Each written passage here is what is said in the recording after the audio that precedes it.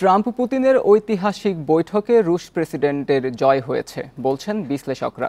তারা বলছেন আলোচনায় বসে ট্রাম্পকে শান্ত রাখার পাশাপাশি নিজের অবস্থান ধরে রেখে দৃশ্যত কূটনৈতিকভাবে বিজয়ী পুতিন। তাদের মতে ইউক্রেন সংঘাত বন্ধে চুক্তি না হলেও এই শীর্ষ সম্মেলনের মাধ্যমে ন্যাটোর মধ্যে বিরোধের বীজ বপন করতে সফল হয়েছেন পুতিন।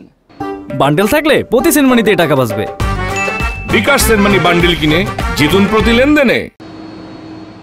আলাস্কার অ্যালমেন্ডর্ফ রিচার্ডসন বিমান ঘাঁটিতে নির্ধারিত সময়েই উপস্থিত হয় মার্কিন প্রেসিডেন্টকে বহনকারী এয়ারফোর্স ওয়ান। তবে রুশ প্রেসিডেন্টের জন্য দীর্ঘ ৩০ মিনিট বিমানে অপেক্ষা করতে হয় মার্কিন প্রেসিডেন্টকে। পরে উষ্ণ অভ্যর্থনার সাথে পুতিনকে স্বাগত জানান ট্রাম্প। এরপর শুরু হয় বহুল কাঙ্ক্ষিত বৈঠক। ট্রাম্প পুতিনের ঐতিহাসিক বৈঠকে আসেনি কার্যত কোনো ফল। তবুও এই আয়োজনে রুশ প্রেসিডেন্টকেই জয়ী হিসেবে দেখছেন বিশ্লেষকেরা। তারা বলছেন আলোচনায় বসে ট্রাম্পকে শান্ত করার পাশাপাশি নিজের অবস্থান ধরে রেখে দৃশ্যত কূটনৈতিকভাবে বিজয়ী পুতিন। এটা অবশ্যই ভ্লাদিমির পুতিনের জন্য একটি জয়। গ্রেপ্তারি পরোয়ানা মাথায় নিয়ে মার্কিন ভূখণ্ডে উপস্থিত হয়ে একরকম প্রহসন করেছেন তিনি। একই সাথে খুবই দক্ষতার সাথেই ট্রাম্পের দেয়া নিষেধাজ্ঞার হুমকি পাশ কাটিয়ে গেছেন পুতিন। শুক্রবার আলাস্কায় অনুষ্ঠিত আলোচনায় পশ্চিমা বিশ্ব থেকে কূটনৈতিক বিচ্ছিন্নতা থেকে বেরিয়ে এসেছেন রুশ প্রেসিডেন্ট। সেই সাথে ইউক্রেন ও ইউরোপীয় নেতাদের জন্য মাথা ব্যথার কারণ হয়ে দাঁড়িয়েছে ট্রাম্প পুতিনের বন্ধুত্বপূর্ণ আচরণ। পুতিন কোনোভাবেই দ্রুত শান্তি চুক্তি পরিকল্পনা নিয়ে এই বৈঠকে আসেননি। তিনি এসেছিলেন যতটা সম্ভব সময় নিজের ঝুলিতে ভরতে। এ কারণেই আবারও সাক্ষাতের পথ খোলা রেখেছেন তিনি। ইউক্রেন সংঘাত বন্ধে চুক্তি না হলেও এই শীর্ষ সম্মেলনের মাধ্যমে ন্যাটোর মধ্যে বিরোধের বীজ বপন করতে সফল হয়েছেন পুতিন বলছেন বিশ্লেষকেরা। বিশেষ করে রাশিয়ার সাথে ট্রাম্পের অর্থনৈতিক সহযোগিতা বৃদ্ধির পদক্ষেপ সেই আগুনেই ঘি ঢালবে বলে মত তাদের।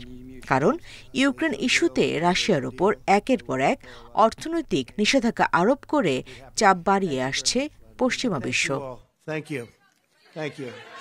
Nusrat Serin, Independent News. যুক্তরাষ্ট্রের আলাস্কায় ইউক্রেন যুদ্ধ নিয়ে ট্রাম্প পুতিনের বৈঠক নিয়ে আলোচনা করতে আমাদের সঙ্গে যোগ দিচ্ছেন আন্তর্জাতিক সম্পর্ক ও নিরাপত্তা বিষয়ক বিশ্লেষক গবেষক অবসরপ্রাপ্ত মেজর রেজাউল করিম। জনাব রেজাউল করিম, আপনাকে স্বাগত। পশ্চিমাদের বিরোধ সত্ত্বেও আসলে যুদ্ধ বন্ধের চুক্তি নিয়ে ট্রাম্প আশাবাদী ছিলেন, কিন্তু ৩ ঘন্টার বৈঠকে আসলে কোনো সিদ্ধান্ত আসেনি। এতে বিশ্বমঞ্চে ট্রাম্পের ভাবমূর্তি কতটা ক্ষুণ্ণ হয়েছে বলে মনে করছেন আপনি? আপনাকে ধন্যবাদ। অ্যাকচুয়ালি এটা আসলে পুতিনের জন্য ওয়েস্টার্ন সয়েলে তার ফার্স্ট কোনো ভিজিট। তবে এই জায়গাটায় রাশিয়ার জন্য এইটা এক কথা ডিপ্লোম্যাটিক উইন।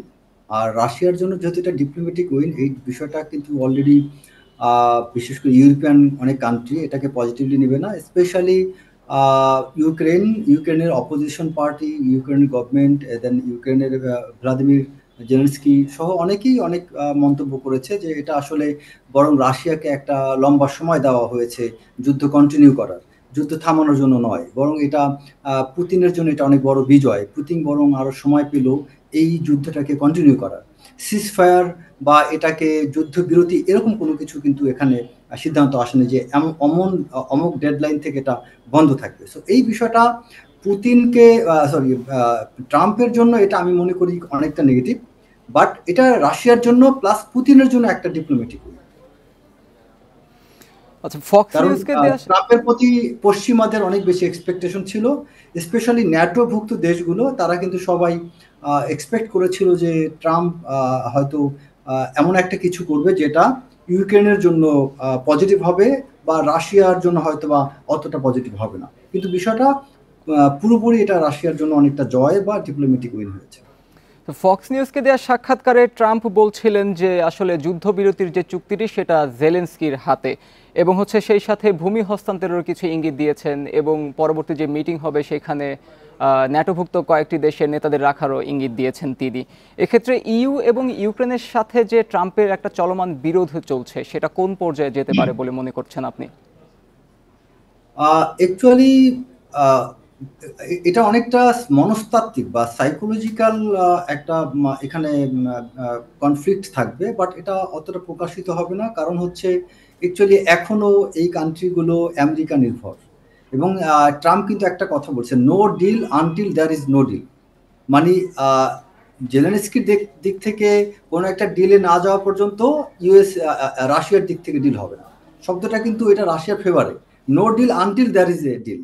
সো এই জায়গাটাতে কিন্তু এই কথাটার দ্বারা কিন্তু আসলে মানে ট্রাম্প অনেকটা রাশিয়ার ফেভারে কথাটা স্টেটমেন্ট চলে গেল। এবং সে কিন্তু ট্রাম্প আরো একটা কথা বলছে যে he will now call NATO plus ওই ইউক্রেন প্রেসিডেন্ট, তাদেরকে উভয়কে ডাকবে, তাদেরকে নিয়ে বসে তারা একটা সিদ্ধান্তে আসবে এবং তারপরে অ্যাকর্ডিংলি তারা তাদের ইমপ্লিমেন্টেশনে যাবে। সো এখানে কিন্তু অ্যাকচুয়ালি ট্রাম্প যে ভূমিকাটা রেখেছে এটা পরিষ্কার বোঝা যাচ্ছে যে সে রাশিয়াকে হয়তোবা কেউ এটাও বলে যে এই গত ইলেকশনের আগের ইলেকশনে অনেক বড় একটা প্রপাগান্ডা ছিল যে রাশিয়ান তাদের আইটি সেক্টর বা তাদের কিছু প্রযুক্তিগত দিক থেকে তার ইলেকশনে কিছু কারচুপি করার সুযোগ তৈরি করে দিয়েছিল বিভিন্ন হ্যাকার্স গ্রুপ, যেটা নিয়ে অনেকেই ধারণা করে যে ট্রাম্পের সাথে পুতিনের একটা বিশেষ খাতির আছে।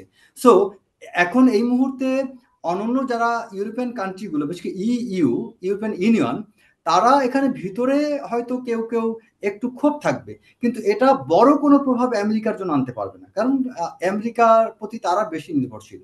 আর ট্রাম্প এখানে রাশিয়ার সাথে সে যখন একটা অ্যালাইনমেন্টে যাবে তখন তারা বরং আরো দুর্বল হয়ে যাবে। সো বাধ্য হয়ে তখন ট্রাম্পের সাথেই তাদেরকে তাল মিলাতে হবে। সো তারা এখানে অতটা শক্তিধর নয় যে ইইউ চাইলেই ট্রাম্পকে বাধ্য করে আবার ট্রাম্পকে দিয়ে আবার ইউটার্ন নেওয়াবে। It's not that possible. বরং বিষয়টা ট্রাম্প পুতিন একটা লাইনে অ্যালাইনমেন্ট থাকা মানে এখানে ইইউ তথা ইউরোপিয়ান কান্ট্রিগুলো তারা অনেকটাই তখন আইদার ট্রাম্পের লাইনে চলতে বাধ্য হবে অথবা পুতিনের লাইনে চলতে বাধ্য হবে, বাট তারা এককভাবে কিছু করতে পারবে না। They need support either from Putin or they need support either from Trump.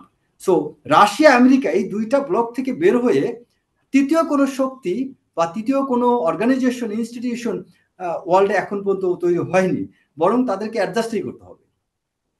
জেলেনস্কির সঙ্গে হোয়াইট হাউসে ট্রাম্পের যে বৈঠকটি হয়েছিল সেখানে আমরা আসলে ট্রাম্পের খুবই আক্রমণাত্মক একটি অভিব্যক্তি দেখেছিলাম জেলেনস্কির প্রতি, কিন্তু পুতিনের ক্ষেত্রে সেটা পুরোটাই উল্টো চিত্র দেখা গেছে। সেক্ষেত্রে পশ্চিমা বিশ্লেষকরা বলছেন যে আসলে এই অভিব্যক্তি বলে দিচ্ছে যে কূটনৈতিকভাবে পুতিন বিজয় হয়েছেন। আপনিও কি তাই মনে করছেন?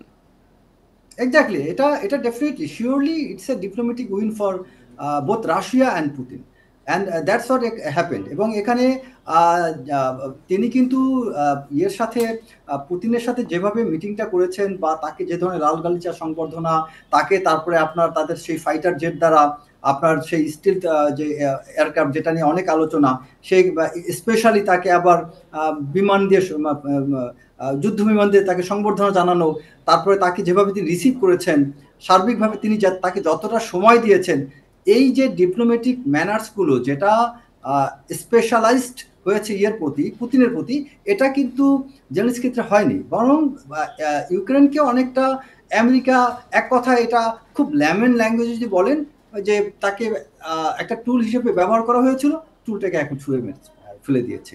সো এখানে ইউক্রেন ন্যাটো নির্ভরশীল, আর ন্যাটো হচ্ছে আমেরিকা নির্ভরশীল, কারণ ন্যাটোকে সবচেয়ে বড় ফান্ডটা দিচ্ছে কে? It's America.